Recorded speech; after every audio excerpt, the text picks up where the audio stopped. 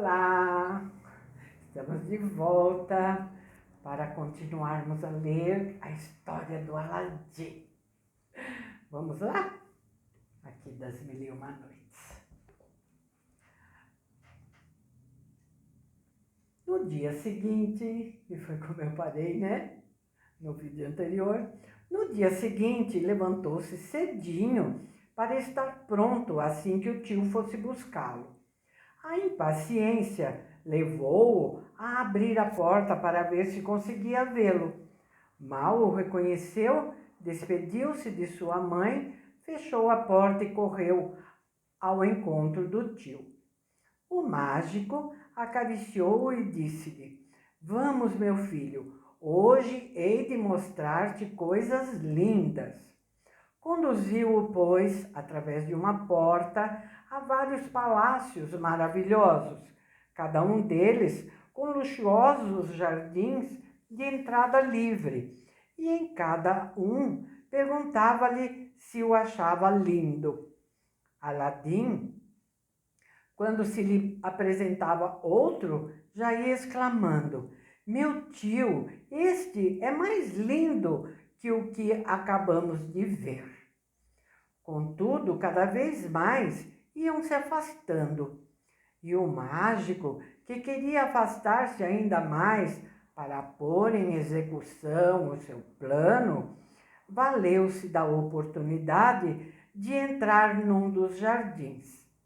Sentou-se ao lado de um tanque que recebia água límpida da bocarra de um leão de bronze e fingiu-se cansado. "Meu sobrinho, tu também deves estar fatigado. Refaçamos as forças para depois continuarmos o passeio." Ao sentar-se, o mágico tirou da faixa que lhe envolvia a cintura bolos e frutas e colocou-os na borda do tanque.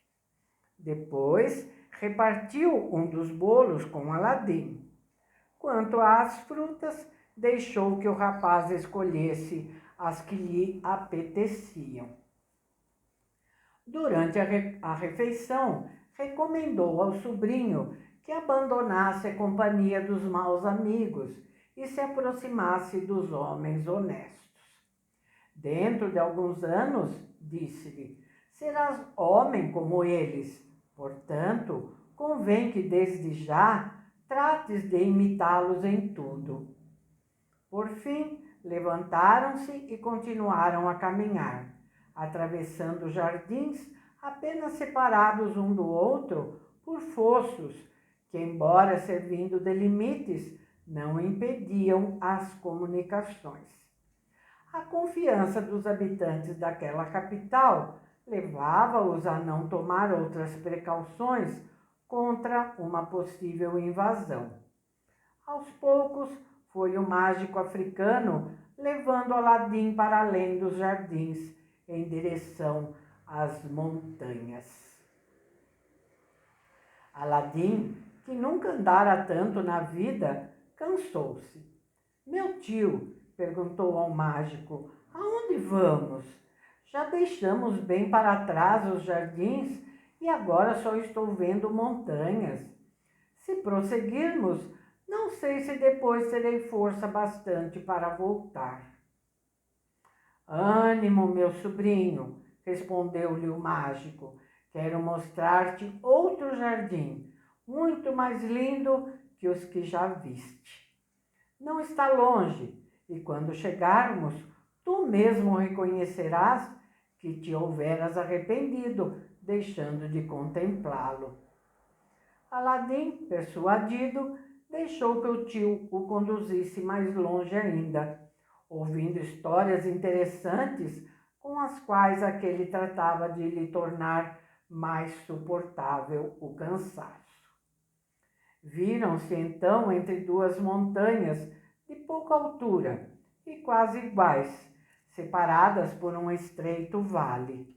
Era o lugar para o qual o mágico pretendera, desde o início, levar Aladim, a fim de realizar um plano que o fizera ir da extremidade da África à China.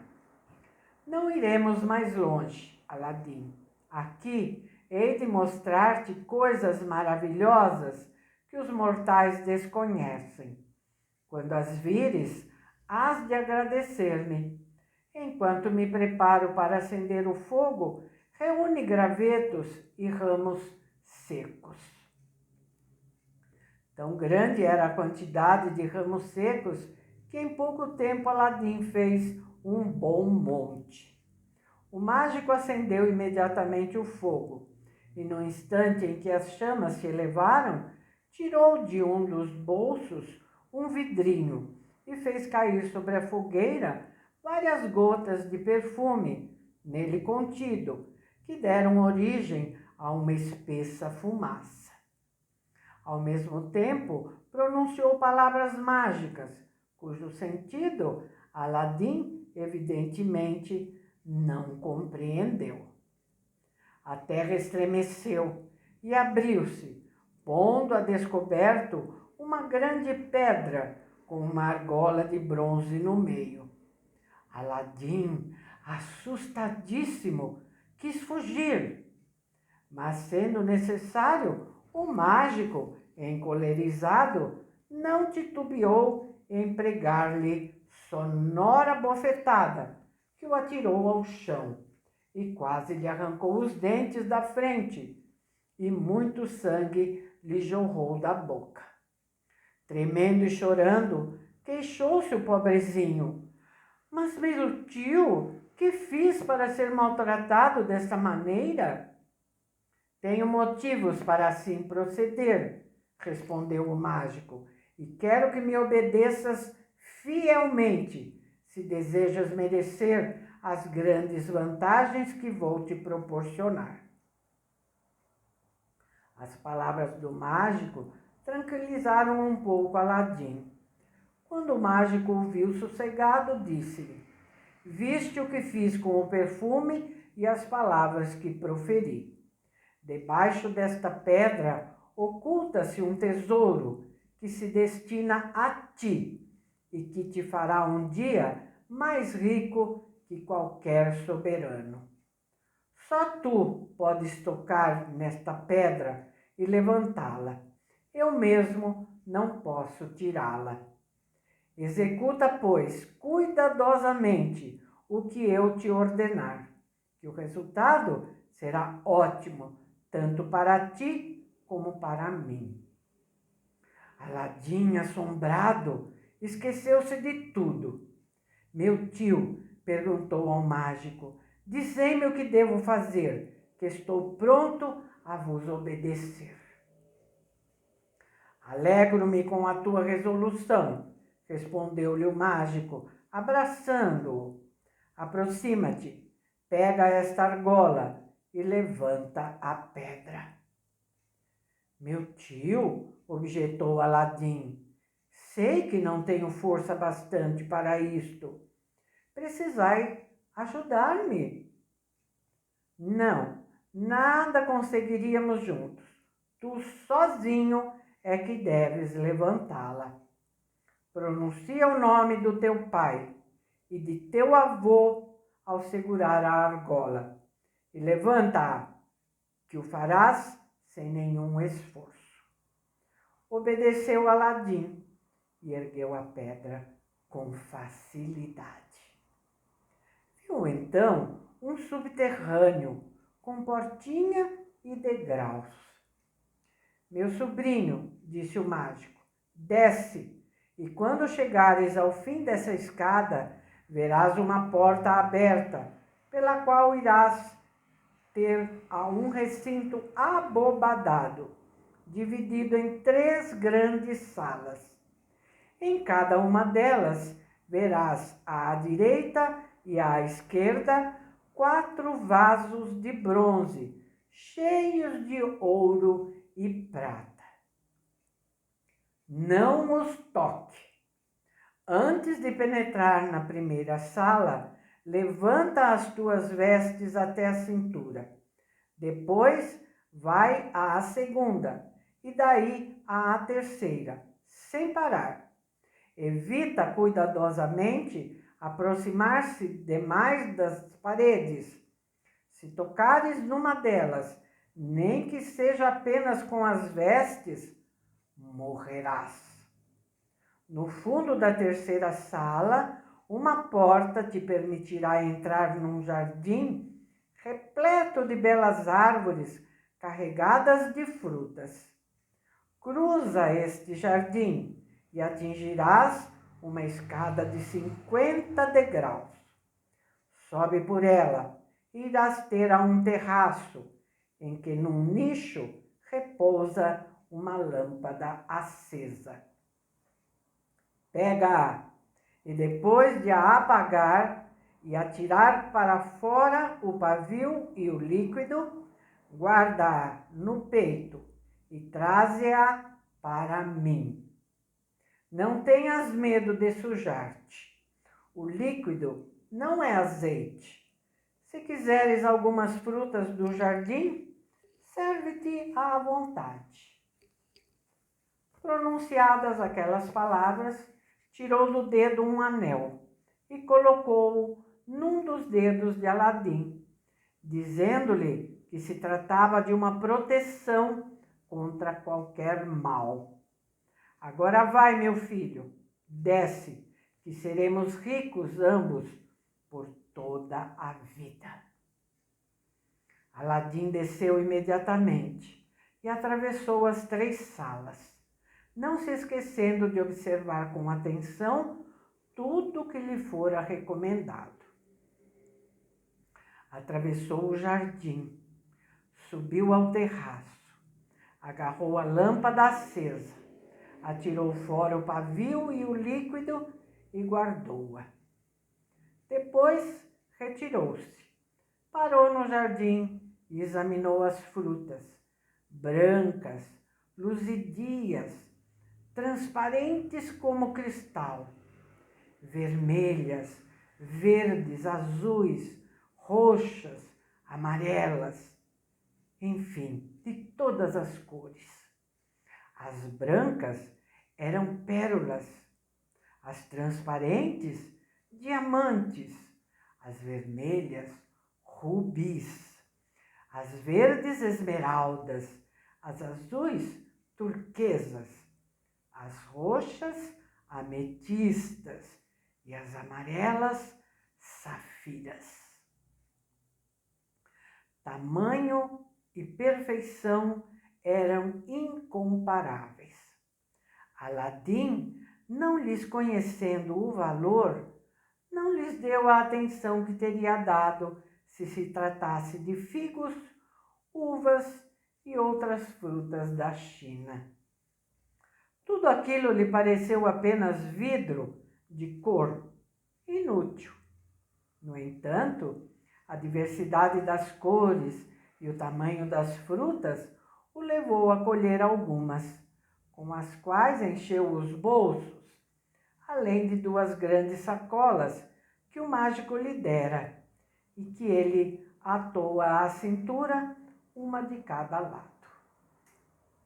Assim carregado, sem saber que transportava uma verdadeira riqueza, atravessou depressa as 3 salas, subiu a escada e chegou à entrada, onde o aguardava impaciente o mágico africano. Mal ouviu, disse-lhe Aladim: "Meu tio, ajudai-me a subir." Respondeu-lhe o mágico: "Filho, entrega-me antes a lâmpada." "Perdão, meu tio," respondeu Aladim, "eu vou-la entregarei assim que subir." Insistiu o mágico no seu propósito, mas Aladim recusou terminantemente ceder-lhe a lâmpada antes de sair. O mágico, então, encolerizado, completamente dominado pela fúria, lançou algumas gotas do perfume ao fogo e pronunciou algumas palavras. Imediatamente voltou ao seu lugar a pedra e a terra mais uma vez a cobriu. O mágico não era irmão de Mustafá, o alfaiate, nem era, portanto, tio de Aladim. Vinha realmente da África, e como nessa região a mágica é a mais poderosa do mundo, a ela se dedicara desde a mocidade.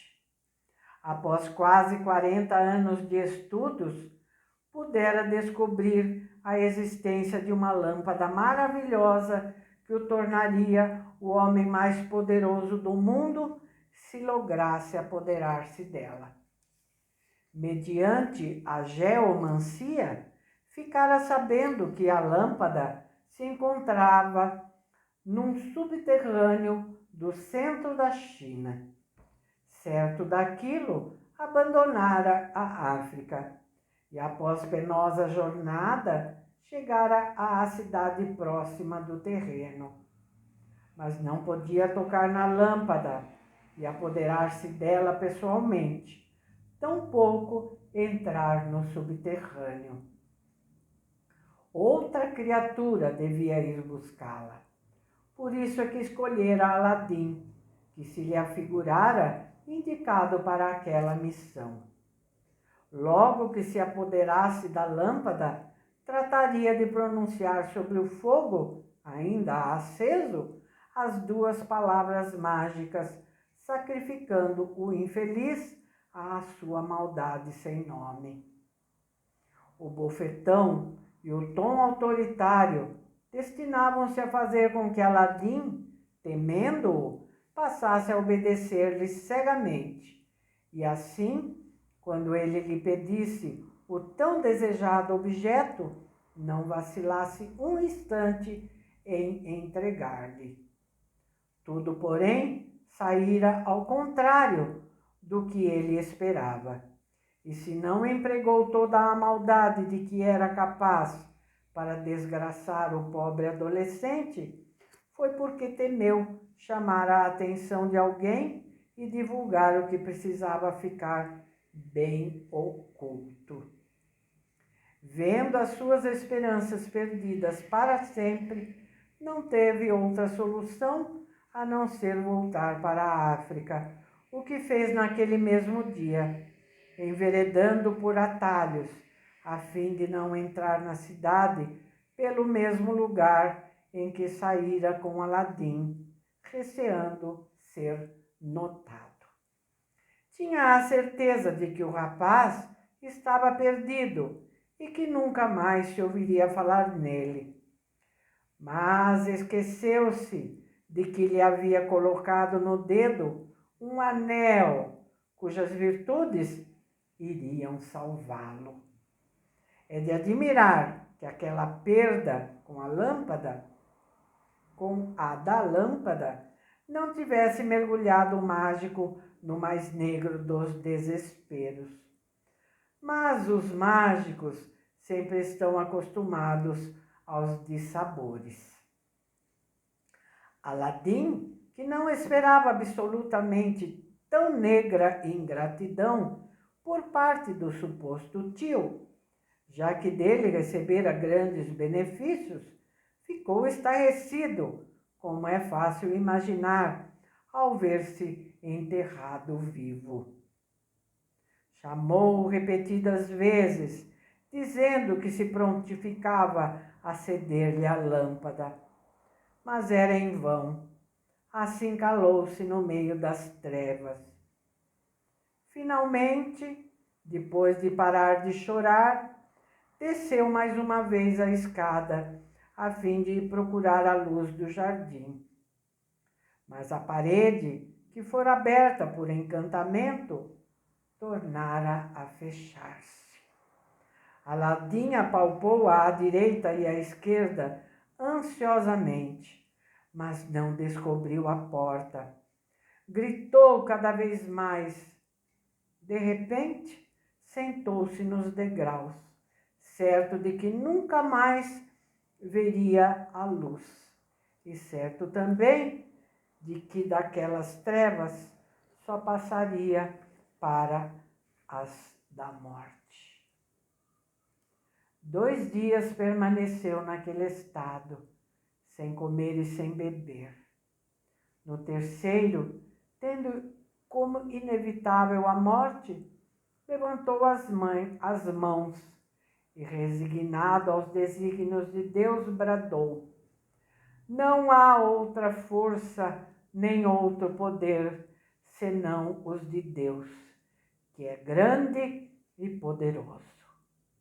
Ao unir as mãos, sem querer, esfregou o anel que o mágico lhe dera e cujos poderes desconhecia. Imediatamente,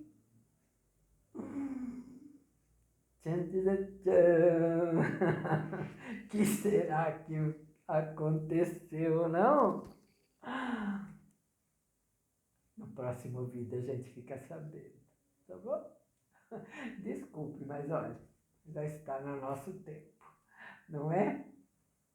Calhou de parar assim, num momento bem despertador de curiosidade, não é? Bom, tchauzinho então, até o próximo vídeo. Hoje nós estamos na sexta-feira que antecede o final do ano. Então eu desejo a todos vocês um 2023 maravilhoso, abençoado, com muitas oportunidades de realização de seus sonhos, de seus projetos,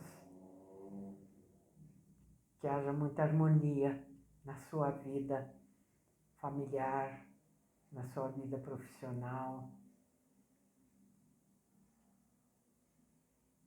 que todo o amor divino seja a luz que vai guiar cada um dos seus passos, tá bom? Um feliz 2023 para vocês, para todos nós. E até lá, até o ano que vem, viva! Agradecendo 2022, né? Por tudo que ele nos proporcionou. Se de alguma forma algum evento nos entristeceu, nos deixou preocupados, constrangidos, abatidos, foram compensados, não é? Pelos momentos de alegria e de festa, com certeza, na vida de todos nós. Sempre há tudo isso, né? Para quem está acompanhando também a leitura do Caibalho, sabe bem, né? Do pêndulo que vai de um lado para o outro, não é? Tá bom, gente, já falei demais. Um beijo para vocês, o meu abraço, com toda a minha gratidão por tudo isso que a gente viveu junto aqui, neste ano de 2022. Tchau!